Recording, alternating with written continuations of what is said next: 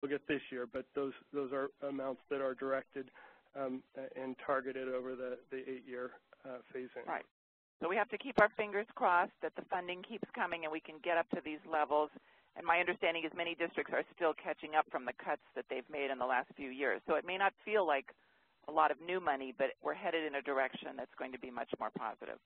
Correct, and maintaining the governor's proposed $4.5 billion in this budget is critical. It's a big step forward.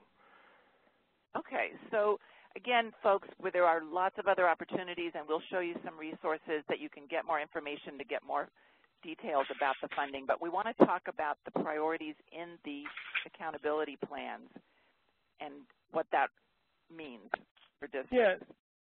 So Children Now is one of the strongest proponents of local control funding formula. We were heavily engaged, and in addition to ensuring that these dollars truly increase or improve services for the English learner, low-income foster youth populations that generate them, we had a real concern about ensuring that there was a systemic focus on kind of key priorities.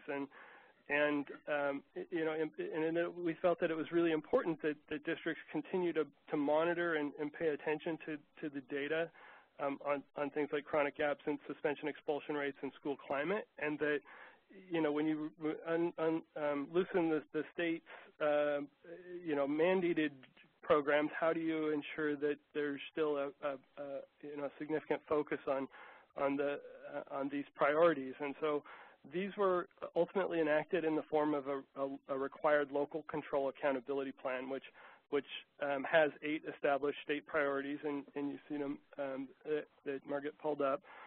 Priorities 1 through 4 and 7